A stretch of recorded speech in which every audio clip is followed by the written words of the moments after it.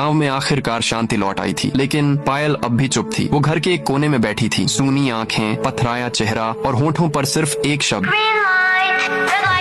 रायस्टार घबरा गया था। उसे समझ नहीं आ रहा था कि ये उसकी बीवी है या फिर किसी अंधेरे ताकत की कठपुतली बन चुकी है। और तभी दरवाजा चरमराया। टुंग टुंग लौट आया था, वही मासूम सा बच्चा, लेकिन अब उसकी आंखों में मासूमियत नहीं, बदले की आग थी। वो दांत भींचते हुए बोला, मैं बाप की मौत का बदला लेने आया हूँ। अचानक उसकी आंखें काली हो गईं, शरीर से धुआं उठने लगा। अब वो बच्चा नहीं था, वो बन चुका था भूतों का वारिस। पायल की आंखें चमक उठी, लाल रोशनी उनकी आंखों से निकली। जमीन पर बना एक प्राचीन लूट बॉक्स, वो गुप्त मंत्र जिससे आत्माएं नियंत्रित होती हैं। पायल की आवाज गूंजने लगी, ये गांव इंसानों का नहीं, 400 साल से बंद पड़ी एक भूतों की जेल है और अब सब आत्माएं आजाद हैं। और तभी टुंग टुंग ने गांव वालों को एक अजीब खेल खेलने पर मजबूर कर दिया।